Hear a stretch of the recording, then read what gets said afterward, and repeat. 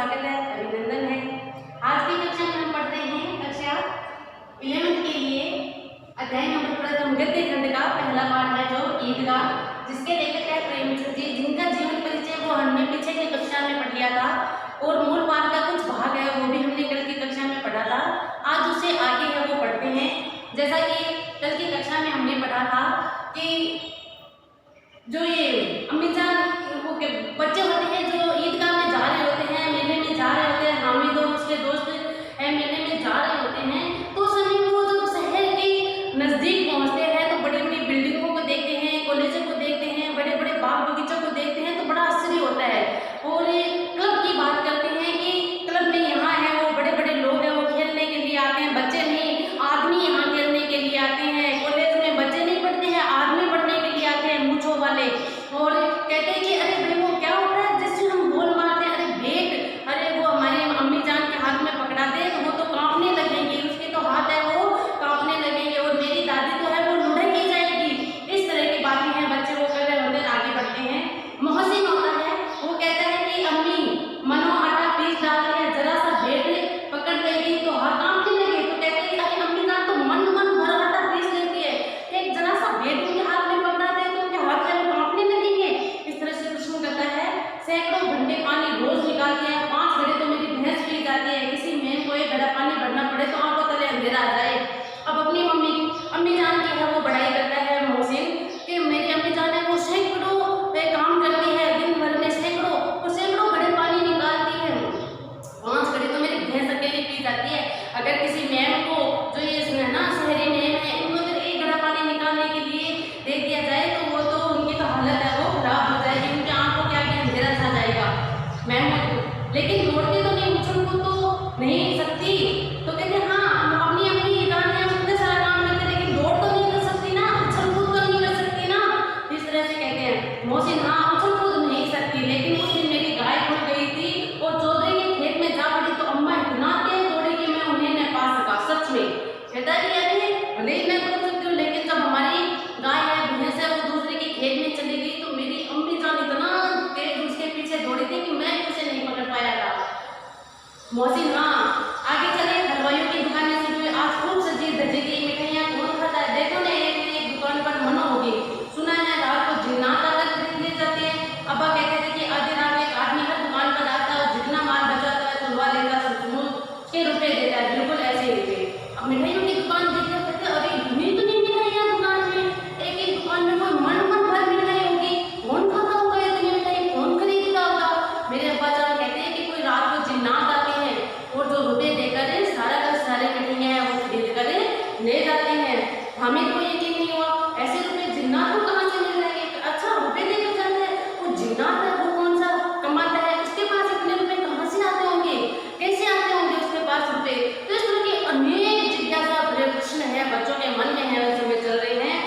मोहसिन ने कहा जिन्नात को रुपए की क्या कमी, जिस खजाने में चाहे चले जाए लोहे के दरवाजे तक उन्हें नहीं रोक सकते। अच्छा कहते हैं अरे वाह बावले, जिन्नात को कहाँ पैसों की कमी होगी, वो तो उनके आगे कोई लोहे की दीवार भी आ जाए तो उनके सामने वो कुछ नहीं रखते, उसी को पार करके वो किसी के भी खजाने में जा सकते हैं, ऐसे उनके पास शक्ति होती है, ऐसे उनके पास ताकत होती है।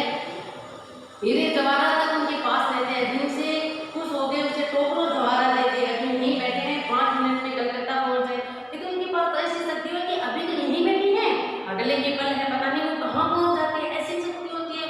हीरे जवाहरात रुपए पैसे उनके पास कोई कमी नहीं होती है जिन्नात के पास, जिस पर वो खुश हो जाए उसको तो टोकरी भर भर कर रुपए है वो दे जाते हैं, हीरे जवाहरात दे जाते हैं। ऐसी बातें हामिद ने भी पूछा, जिन्नात बहुत बड़े बड़े होते होंगे। अब हामिद छोटा सा बच्चा था, उसे पता नहीं था तो पूछता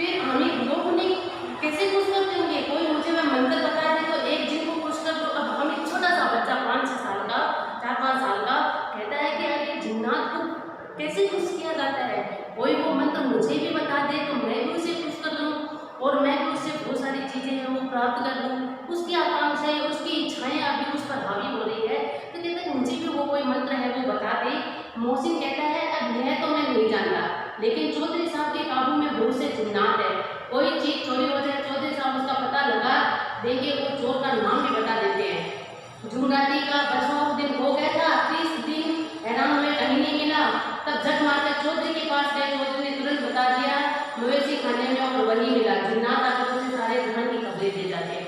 कहते ये तो मुझे नहीं पता भाई कौन से मंत्र से उन्हें पसंद किया जाता है, लेकिन मैंने सुना है जो चौधरी साहब है उनके पास ऐसा है, उन्होंने बहुत सारे जिन हैं वो अपने काबू में कर रखे हैं, जो उनको सारी बातें बता सकते थे, चोरी की चाहे और कुछ भी बात हो, सब की खबर है वो जिन्नात उनको आकर दे जाते हैं, ऐसा मैंने सुना है। अब उसकी समझ में आ गया कि चौधरी के पास क्यों इतना धन है और क्यों उनका इतना सम्मान है।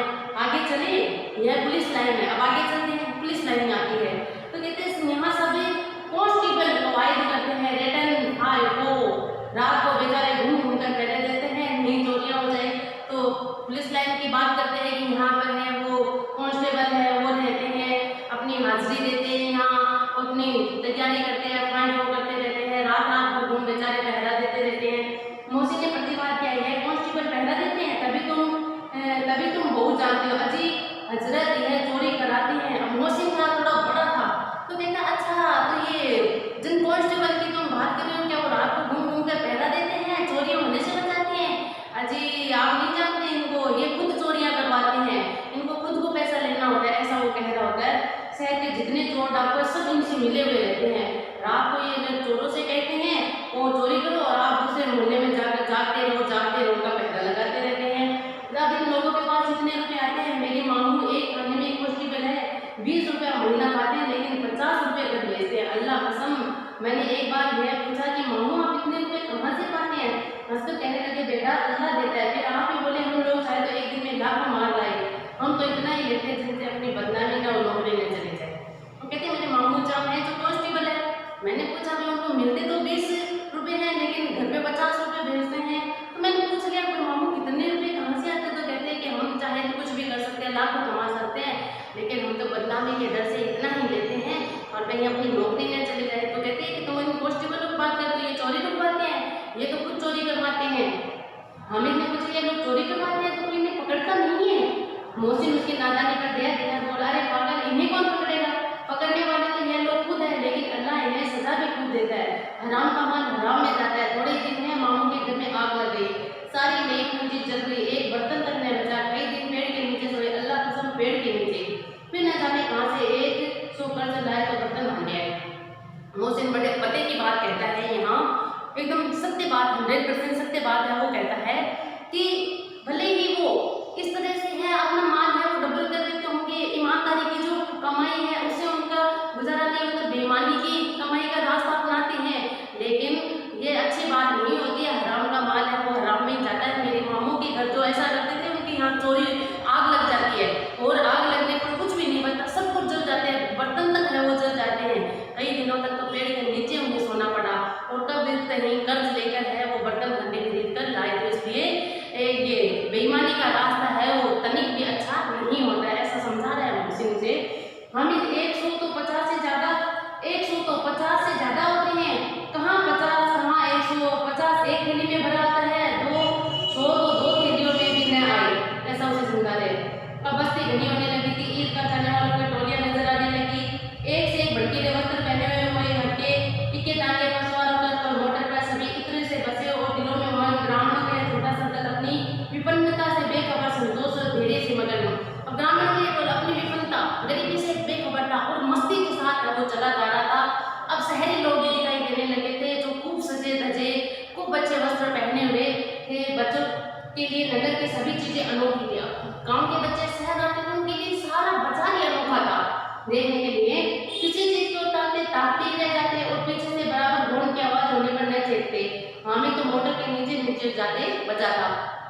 सहसा ईदगाह नजर आया, ऊपर इमली के घने वृक्षों की छाया, नीचे पक्का फर्श है जिस पर जाजिम बिछा हुआ है, जाजिम बिछाने का होता है, और रोजेदारों की पंक्तियां एक के पीछे एक न जाने कहां तक चली गई है, पक्की जगत के नीचे तक जहां जाजिम भी नहीं है। नए आने वाले आकर पीछे की कतार में खड़े हो जाते हैं, आगे जगह नहीं है, यहाँ कोई धन और पद नहीं देखता है। इस्लाम की निगाह में सब बराबर है। इन ग्रामीणों ने भी वजू किया और पिछली पंक्ति में कितना सुंदर संचालन है, कितनी सुंदर व्यवस्था है। लाखों सिर एक साथ सिजदे में झुक जाते हैं, फिर सबके सब एक साथ खड़े हो जाते हैं, एक साथ झुकते हैं, एक साथ घुटनों के बल बैठ जाते हैं। कई बार ऐसी क्रिया की जाती है जैसे बिजली की लाखों बत्तियां एक साथ है वो जल उठी हो और एक साथ है वो बुझ गई हो। यही क्रम चलता है। कितना अपूर्व दृश्य था जिसकी सामूहिक क्रियाएं विस्तार और अनंतता हृदय को प्रसन्नता, गर्व और आत्म आनंद से भर देती हो। मानव भ्रातृत्व का एक सूत्र इस समस्त आत्माओं को एक लड़ी में पिरोए हुए। बड़ी सुंदर व्याख्या यहाँ प्रेमचंद जी के द्वारा की गई है। भाईचारे का संदेश यहाँ दिया गया है कि जो मुस्लिम समाज है उसमें जब वो सजदा करते हैं, अपनी नमाज पढ़ते हैं, तो लाखों सर है वो एक साथ झुक रहे हैं, लाखों सर एक साथ ऊपर हो रहे हैं, घुटनों के बल बैठते हैं। ऐसे लगता है मानो लाखों बत्तियां हैं वो एक साथ जल गई हो और एक साथ है वो बुझ गई हो।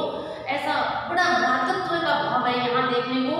और उन्हें इस तरह से ये क्रियाएं कई बार जब वो करते हैं तो बड़ा ही सुंदर मनोरम दृश्य होता है ये देखने के लायक। और कितना पूर्ण दृश्य होता है जिसकी सामूहिक क्रियाएं विस्तार और अनंतता हृदय को श्रद्धा से भर देती है, गर्व से फुला देती है और आत्म आनंद से मिलते हैं वो भर जाता है।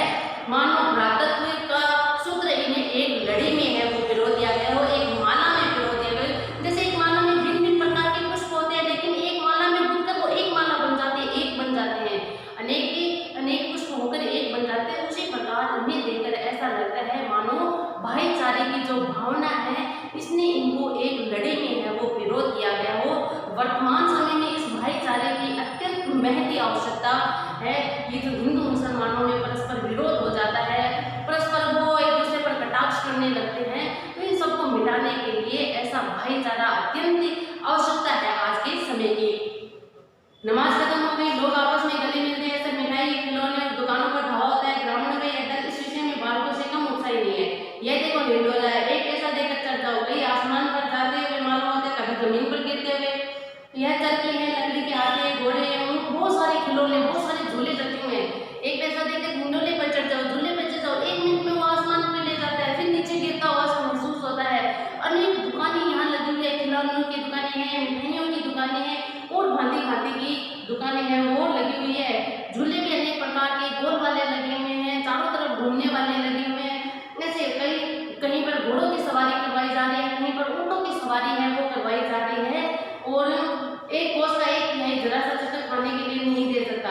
सब चक्कर से उतरते हैं, अब खिलौने लेंगे, इधर दुकानों की कतार लगी हुई है, सब झूला खाते हैं, फिर खिलौनों के पास जाते हैं। तरह तरह के खिलौने है, सिपाही है, गुजरिया है, राजा है, वकील है, भिस्ती है, साधु है। वाह कितने सुंदर खिलौने, ऐसा लगता है मानो अभी बोल पड़ रहे हो, सजीव से लगते हैं, बिल्कुल सजीव से। महमूद है वो सिपाही खरीदता है खाकी वर्दी में और लाल पगड़ी वाला, कंधे पर बंदूक रखे हुए मालूम होता है, अभी कवायद के लिए आ रहा हो। मोहसिन को भिस्ती पसंद है। अब सब अपनी अपनी पसंद के खिलौने लेते हैं। महमूद है वो सिपाही खरीदता है, मोहसिन था उसे भिस्ती पसंद आया। कमर झुकी हुई है, ऊपर मशक रखे हुए हैं, मशक का एक मुंह एक हाथ से पकड़े, कितना प्रश्न है। मशक होते हैं जिसमें पानी रखा जाता है, पानी की जो थैली होती है उसे पकड़े हुए, तो ऐसे कमर झुके हुए पानी की थैली को पकड़े हुए भिस्ती है वो खरीदा है मोहसिन। शायद कोई गीत गा रहा है, बस मशक उनसे पानी उड़ेलना ही चाहता है। नूरे को वकील पसंद, वकील से प्रेम है, वो वकील का खिलौना खरीदता है। कैसी विद्वता है उसके मुख पर, काला चोगा पहना हुआ है, सफेद नीचे सफेद अचकन पहना हुआ है, अचकन के सामने की जेब में घड़ी, सुनहरी जंजीर, एक हाथ में कानून का पोथा लिए हुए, बिल्कुल वकील है वो बना हुआ खरीदता है। मालूम होता है अभी किसी अदालत में जिरह करने के लिए जा रहा है, बहस करने के लिए जा रहा हो। सब 2 पैसे खिलौने, हामिद के पास कुल 3 पैसे होते हैं। इतने महंगे खिलौने में पैसे थे, अब 2 पैसे का एक खिलौना, अगर 2 पैसे में खिलौना खरीद ले तो फिर 1 पैसा ही बचता है। इतना पैसे महंगे खिलौने को कैसे ले, ऐसे सोच रहा है। छोटा सा बच्चा है, बड़ा प्यारा सा छोटा सा तो ऐसे सोचता है खिलौना कहीं हाथ से छूट पड़े तो छूट हो जाए, जरा पानी पड़े तो सारा रंग धुल जाए, ऐसे खिलौने लेकर तो क्या करेगा, किस काम के। इतना नन्हा होकर भी कितनी समझदारी की बातें सोचता है कि खिलौना अगर मैं ले भी लूँ तो जरा सा हाथ से छूटे ही चकनाचूर हो जाएगा, पानी अगर इस पे लग जाए इसका रंग खराब हो जाएगा, तो ऐसे खिलौने में लेकर मैं क्या करूँगा, ऐसा सोचता है। मोहसिन कहता है मेरा भिस्ती रोज पानी दे जाएगा सांझ सवेरे। महमूद कहता है और मेरा सिपाही घर का पहरा देगा, कोई चोर आएगा तो फौरन बंदूक से उसे मार देगा। नूरे कहता है और मेरा वकील खूब मुकदमा लड़ेगा, खूब मुकदमा लड़ेगा। हामिद खिलौने की निंदा करता है, मिट्टी के तो है, गिरे तो चकनाचूर हो जाए। हामिद ने एक भी खिलौना नहीं लेता, उनकी बुराई करता है कि अरे मिट्टी के गिरते चुकना चूर हो जाएंगे, टूट जाएंगे। और लज्जा यहाँ से खिलौनों को देख भी रहा है, बच्चा जो है और चाहता है कि जरा देर के लिए हाथ में ले सकता, उसके हाथ अनायास से लपकते, लेकिन लड़के इतने त्यागी नहीं होते। विशेषकर अब जब ये नया शौक है, हामिद ललचाता रह जाता है। एक बार उन खिलौनों को हाथ में ले लेना चाहता है, लेकिन लड़के इतने इस प्रवृत्ति के नहीं होते हैं कि अपना खिलौना दूसरे को देकर है उसे भी खुश कर दे। और अभी तो नए नए खरीदे, नए नए शौक है, कैसे देंगे? बेचारा हामिद है, उसका मन है वो ललचा कर रह जाता है कि उन खिलौनों को हाथ में लेकर दे दूं। खिलौने के बाद मिठाइयाँ आती है, किसी ने रेवड़ियाँ ली है, किसी ने गुलाब जामुन खरीदे, किसी ने सोन हलवा खरीदा है, सब मजे से खाता है। हामिद अपनी बिरादरी से पृथक सबसे अलग हो जाता है, टोली से अलग हो जाता है बेचारा। अब बाकी के पास 3 पैसे क्यों नहीं कुछ लेकर खाता, ललचाए आंखों से सब क्यों देखता रहता है। मोहसिन कहता है हामिद रेवड़ी ले जा, कितनी खुशबूदार है। हामिद को संदेह हुआ वह केवल क्रूर विनोद है, मोहसिन इतना उदार नहीं है, लेकिन यह जानकर भी उसके पास जाता है। मोहसिन दोनों में एक रेवड़ी निकालकर हामिद की ओर बढ़ाता है, हामिद हाथ फैलाता है, मोहसिन रेवड़ी अपने मुंह में रख लेता है। महमूद, नूर और समी खूब तालियां बजा बजा कर हंसते हैं, हामिद खुशियां करता है। अब उसे चिढ़ाया हो जाता है, सबने कुछ ना कुछ मिठाई खरीदी है खाने के लिए। मोहसिन उसे कहता है हामिद रेवड़ी खा ले, और हामिद जैसे हाथ बढ़ाता है अपने मुंह में रख लेता है। और बेचारा हामिद है, उसका जी ललचा कर रह जाता है, खिसा कर रह जाता है। साथ वाले सारे बच्चे तालियां पीट कर उसकी हंसी उड़ाते हैं। मोहसिन, अच्छा अब की जरूर देंगे हामिद, अल्लाह कसम ले जा। हामिद, रखे रखो, क्या मेरे पास पैसे नहीं है? अब स्वाभिमान जरा कहता है कि क्या मेरे पास पैसे नहीं है, रखो अपनी रेवड़ियां, नहीं चाहिए मुझे। समी, 3 ही पैसे तो हैं, 3 पैसे में क्या क्या लोगे? महमूद, हमसे गुलाब जामुन ले जाओ। हामिद, मोहसिन बदमाश है। हामिद, मिठाई कौन बड़ी नेमत है, किताब में इनकी कितनी बुराइयां लिखी हैं। मोहसिन, लेकिन दिल कह रहे होंगे कि मिले तो खा ले, अपने पैसे क्यों नहीं निकालते? अब वो कहता है मिठाई की, कहते हैं कि गुलाब जामुन खा लो, तो कहता है कि नहीं नहीं मिठाई नहीं खाऊंगा। मिठाइयों के बारे में बहुत बुरी बातें कहते हैं कि नुकसान करती है। मीठा है वो शरीर के लिए नुकसानदायक होता है, ऐसा मैंने किताबों में पढ़ा है, मैं नहीं खाऊंगा। तो कहते हैं वो मोहसिन फिर छेड़ता है उसे कि तुझे मिल जाए तो तू जरूर खा ले, अपने पैसे निकालता नहीं, अपने पैसे को छुपा कर रखना चाहता है, बचा कर रखना चाहता है। महमूद, हम समझते हैं इसकी चालाकी, जब हमारे सारे पैसे खर्च हो जाएंगे तो वह हमें ललचा ललचा कर खाएगा, ऐसा सोचते हैं। मिठाइयों के बाद कुछ दुकानें लोहे की चीजों की आती है, कुछ गिलट, कुछ नकली गहनों की। लड़कों के लिए कोई आकर्षण नहीं था, अब इनसे कोई लेना देना नहीं था इन्हें। सब आगे बढ़ जाते हैं। हामिद लोहे की दुकान पर रुक जाता है, कई चिमटे रखे, उसे ख्याल है दादी के पास चिमटा नहीं है। रोटियां सेकते समय उनके हाथ है वो जल जाता है, अगर वह चिमटा ले जाकर दादी को दे तो कितनी खुश होगी, फिर उनकी उंगलियां कभी नहीं जलेगी, घर में एक काम की चीज भी हो जाएगी। खिलौने से क्या फायदा, बैठ में पैसे खराब होते हैं, जरा देर की खुशी है, फिर तो खिलौने से कोई आंख उठाकर भी नहीं देखता। घर पहुंचते पहुंचते टूट टाट कर खराब हो जाएंगे, या छोटे बच्चे जो मेले में नहीं आए हैं जिद करके ले लेंगे और तोड़ डालेंगे। चिंता कितने काम की चीज है। नन्हा सा प्यारा सा बच्चा मात्र 5-6 साल का कितनी समझदारी की बातें इस समय सोचता है, अपनी मन की सारी इच्छाओं को दबा जाता है, अपने मन की सारी आकांक्षाओं पर संयम रखते हुए चिमटे को खरीदने की चेष्टा करता है कि मेरी दादी के हाथ जलते हैं रोटियां बनाते समय, अगर मैं चिमटा ले जाऊंगा तो घर में एक काम की चीज हो जाएगी। अब देखो किस तरह से अभाव ने एक बालक को है वो बड़ा बना दिया था, बड़ों की जैसे जिम्मेदारी कौन भाती है उसके मन में आ रही थी, बच्चा होकर भी उसके मन में जिम्मेदारियां की बातें हैं वो आ रही थी। चिमटा कितने काम की चीज है, रोटी तवे से उतार लो, चूल्हे में सेक लो, कोई आग मांगने आए तो झटपट चूल्हे से आग निकाल कर दे दो। अम्मा बेचारे को काम फुर्सत है कि बाजार चले, इतने पैसे कहाँ से मिलते हैं। हामिद ने सीधी, हामिद के जो मित्र थे वो आगे बढ़ जाते हैं, सबील पर सबके सब शरबत पी रहे होते हैं, देखो सब कितने लालची, इतनी मिठाई मुझे किसी ने नहीं दी, और सोच भी रहा है कि मेरे मित्र देखो कितने लालची हैं, सबने कितना कुछ खाया लेकिन मुझे कुछ दिया ही नहीं इन्होंने, कितने स्वार्थी प्रवृत्ति के हैं मेरे साथी। और वो वहीं रुक जाता है चिमटे की दुकान पर, मेरा ये काम करो, मेरे साथ खेलो, ये करो वो करो,